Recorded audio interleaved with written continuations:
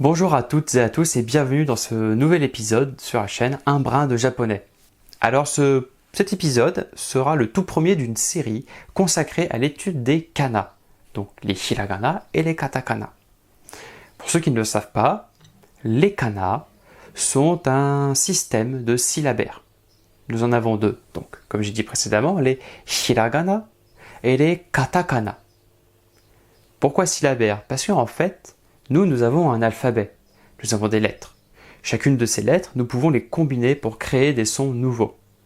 Eh bien, en japonais, c'est des syllabes. C'est un signe, une syllabe. Donc, ce n'est pas plus un alphabet, mais un syllabaire. Et alors, dans cette série, nous allons apprendre comment écrire les kana, hiragana et katakana. On va tout apprendre. Donc, chaque vidéo sera consacrée à l'étude de 5 hiragana et 5 katakana. Par exemple, si, imaginons, la semaine porte sur kakikukeko en hiragana, et bien en katakana, on va aussi apprendre kakikukeko pour bien faire la différence. Nous apprendrons bien le tracé, etc. Dans ce premier épisode, nous allons voir les A, I, E et O, donc toutes les voyelles du japonais, leur kana en hiragana et katakana. Mais en plus de ça, nous allons voir quelles sont les utilisations des kana. Pourquoi est-ce qu'on utilise des kana? Mais pourquoi est-ce que nous avons deux syllabaires? Pourquoi est-ce que nous n'en utilisons pas qu'un seul pour simplifier un petit peu le tout? Alors, on va commencer avec les hiragana. Les hiragana vont s'utiliser pour tout ce qui est conjugaison. Imaginons, j'ai un verbe, je veux le mettre en forme passée. Eh bien, la terminaison de ce verbe va être écrite en hiragana. Un adjectif, quand il va changer de forme, va être aussi en hiragana. Un mot. Imaginons, je vais prendre le mot kumo, qui veut dire araignée. Et ça, c'est des kanji. Ils sont assez compliqués. Il y a beaucoup de traits, ça part un peu dans tous les sens. Kumo. Eh bien, il y a des mots en japonais pour lesquels nous n'utilisons plus les kanji. Parce que ils sont devenus un petit peu trop compliqués à écrire et ce n'était pas assez rapide pour l'écriture. Alors nous avons simplifié et maintenant nous n'utilisons que les hiragana pour écrire ces mots-là. Donc kumo, araignée, est passé de ça à ça. Ouais, c'est quand même vachement plus simple quand même. Et cette simplification a eu lieu aussi pour d'autres mots. On va en prendre un deuxième par exemple, on va prendre la rose, bara. Bara, vous voyez, il y a quand même pas mal de traits. Et c'est passé de ça à ça. Bara. En hiragana. Donc les hiragana vont nous servir à écrire des mots soit qui ne possèdent pas de kanji, ou alors qui ont perdu leur kanji au fil des années. En plus de ça, ils vont nous permettre d'écrire toutes les conjugaisons, comme nous l'avons dit précédemment. Et, point supplémentaire, les particules grammaticales. Qu'est-ce que c'est que les particules grammaticales? Un mot un petit peu barbare comme ça, mais pas compliqué.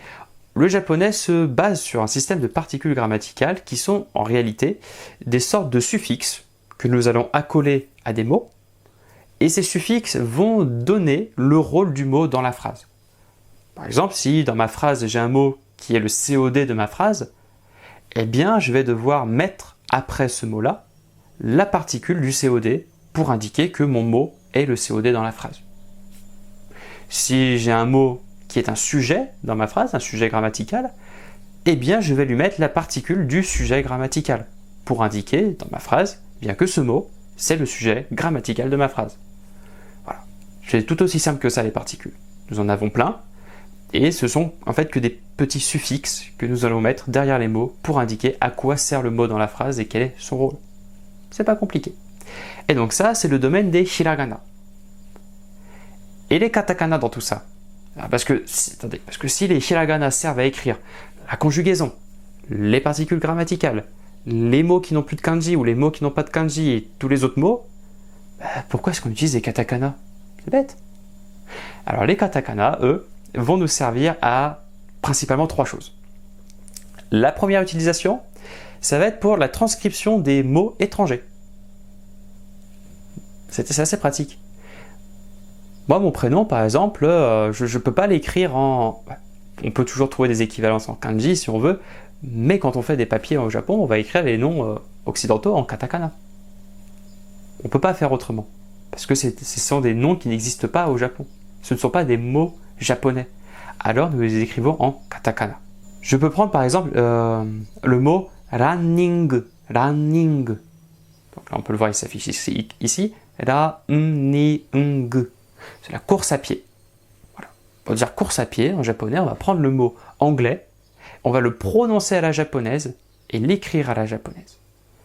Et c'est pour ça que les Japonais parlent bizarrement anglais. C'est parce qu'ils écrivent tout dans leur manuel en katakana pour la prononciation.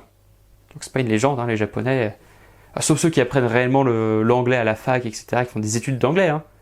J'en connais certains, mais sinon la majorité, ceux qui parlent pas vraiment anglais, c'est pour ça qu'ils parlent de l'anglais japonais. C'est parce qu'ils l'apprennent comme ça, avec des katakana. Ça aide pas trop pour la prononciation. Mais bon. Nous avons donc la transcription des mots étrangers, ou les mots d'origine étrangère, et nous avons deuxième utilisation pour les onomatopées. Alors, je tiens à préciser, uniquement certaines onomatopées, hein, pas toutes. Mais une grande partie des onomatopées vont être écrites en katakana. Et troisième point, ça va être pour mettre des emphases sur un mot. Ça correspond à peu près à l'utilisation des italiques dans nos romans. Je veux mettre un mot en relief dans un texte, je vais mettre en italique. Et bien un japonais, s'il veut mettre un mot en relief, il peut passer par l'option des katakana pour le faire ressortir. Bon, maintenant que nous savons tout ça, il est peut-être l'heure de commencer à apprendre nos tout premiers kana. On va commencer par les plus simples, on va commencer par A, I, E et O. Ça va pas être très compliqué. Pour ce faire, on va passer sur le tableau. Allez, suivez-moi. Alors, comment on va pouvoir écrire ces fameux kana? C'est pas excessivement compliqué. Alors, tout d'abord, il va falloir retenir deux règles. Seulement deux règles. Les règles les plus importantes pour écrire, que ce soit les kana ou les kanji, c'est du haut vers le bas. Toujours. Puis de la gauche vers la droite. Du haut vers le bas, de la gauche vers la droite. Troisième petite règle, un trait peut changer plusieurs fois de sens. Un trait peut changer plusieurs fois de sens. Nous le verrons avec le kana pour le E, qui se prononce E. Pour le E, nous pourrons voir ça. Dans l'immédiat, on va retenir uniquement ces deux règles-là. Bon. Comment allons-nous tracer ces kana? Alors les kana, l'avantage c'est que ça ne possède pas énormément de traits face au kanji. Donc pour l'instant, on va être plutôt bien pour apprendre. Alors, on va commencer avec la première voyelle du tableau. Le A, le I, le U, le E et le O. A, I, U, E, O. Voilà tous les kana que nous allons voir. Alors, pour les hiragana, le A, nous allons commencer avec une ligne horizontale. Nous allons ensuite descendre comme ceci. Et ensuite, nous allons faire une sorte de boucle comme ça. Voilà. Donc, toujours gauche à droite. J'ai bien commencé par la ligne horizontale. Ensuite, haut vers le bas. Hop, je trace le trait comme ceci. Bon, alors lui, il change de direction, il fait un cercle. Mais il va bien du haut, là, ici, vers le bas. Bon, après, il ne va pas de la gauche vers la droite. Mais voilà comment on écrit le A. Pour le katakana, il va être beaucoup plus simple. On va voir souvent que les hiragana sont très, pas harmonieux, mais il y a beaucoup de courbes. Alors que les katakana, les traits sont bruts. C'est très... il y a beaucoup d'angles à l'intérieur. Alors le katakana, on va tracer un trait comme ceci. Voilà. Là on voit bien que mon trait a changé de direction. J'ai fait comme ceci. Ça c'est un seul trait, hein, c'est pas deux traits. Et le deuxième, comme ça. Très simple.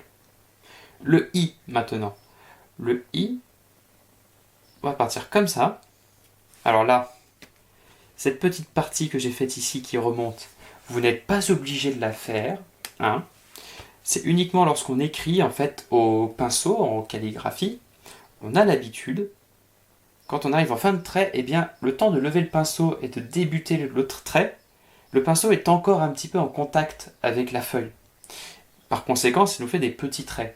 Et avec le stylo, on essaie de reproduire ça pour bien montrer on part dans le bon geste pour écrire.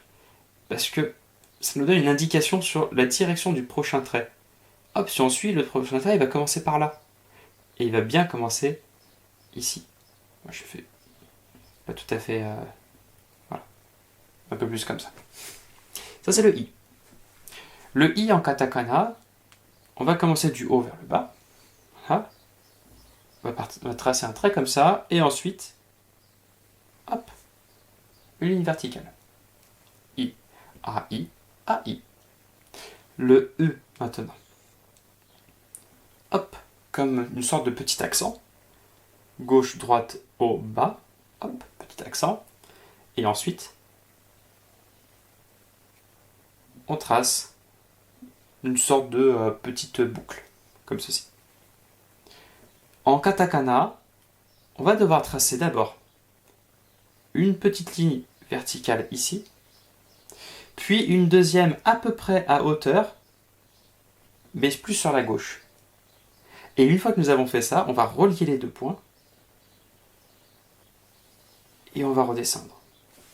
Donc là, j'ai bien mon premier trait qui descend, mon deuxième trait ici qui descend, et mon troisième qui fait tout ceci et qui change de direction. C'est bien un seul trait, donc nous avons bien 3 traits ici pour le E. Maintenant le E. Alors le E, je vous avais dit que nous allions changer de trait. Pour le E, je vous avais dit que nous allions changer de direction pour le trait, plusieurs fois. Alors, on va reprendre le même accent que pour le E. Hop, on trace un accent. Sauf que maintenant, en fait, on va partir sur une ligne horizontale, mais on ne s'arrête pas. On descend et on ne s'arrête pas. On remonte, et voilà. Là, nous avons un E. Je vous le refais, pour bien comprendre. On trace l'accent, on fait une ligne horizontale, on ne s'arrête pas à la fin, on descend en diagonale à peu près à la même distance, à la même profondeur que le trait plus haut. Une fois qu'on arrive en bas, on remonte et on fait une sorte de petite vague, comme ça. Ça, c'est le E. Donc le trait, il n'y en a bien qu'un seul qui a changé plusieurs fois de direction. Le E en katakana est beaucoup plus simple. Les katakana, de toute façon, sont toujours beaucoup plus faciles à tracer. On fait une ligne horizontale, une ligne verticale et une ligne horizontale. Voilà, un E. Et maintenant le O. Alors le O en hiragana va beaucoup ressembler au A. Je sais que beaucoup de débutants tendent à les confondre. Il faut bien faire attention, ce ne sont pas du tout les mêmes. Bon. Hop, on commence pareil. Ligne horizontale. Mais là, au lieu d'avoir un trait qui va partir sur le côté, on va vraiment tracer une ligne droite. Et on ne s'arrête pas là. Voilà. Une fois qu'on arrive en bas, on part un peu sur le côté, comme ceci, toujours dans le même trait, et on finit avec un cercle. Ça, c'est notre deuxième trait. Le troisième trait, il va être ici. Hop, une sorte de petite virgule sur le côté. Et ça, c'est le O. A, O. Ils ne se ressemblent pas tout à fait, mais au début, on peut les confondre. Alors faites bien attention sur ces deux-là. Le O en katakana, lui, par contre, aucun problème pour confondre. On ne peut pas confondre. Il est vraiment différent. Ligne horizontale. Hop, ligne verticale. Et ensuite, une fois que nous avons ça, on va prendre l'intersection des deux droites. Et hop, on va tracer une sorte de diagonale. Et voilà pour le O. C'est tout pour cet épisode sur les kanas. Travaillez-les bien. Et on se dit à bientôt pour le prochain épisode qui portera sur la deuxième série du tableau des kanas. Passez une bonne journée et bon apprentissage.